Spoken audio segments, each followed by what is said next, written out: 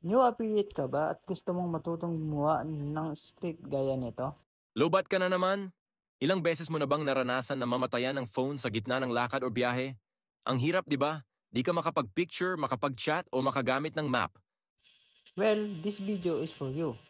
Alam ko yung feeling na gusto mong gumawa ng content pero hirap ka sa pagsisimula, walang ideya at minsan ubos na ang oras mo kakaisip ng script.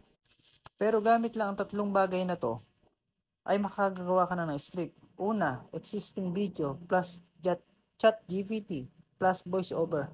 Makakagawa ka na ng sarili mong engaging script gaya ng ginagawa ko ngayon. Madali na, mabilis pa, hindi mo na kailangang maging expert para makagawa ng quality content. Bago yan, huwag kalimutang mag-like, comment, and share para mas marami pang matuto.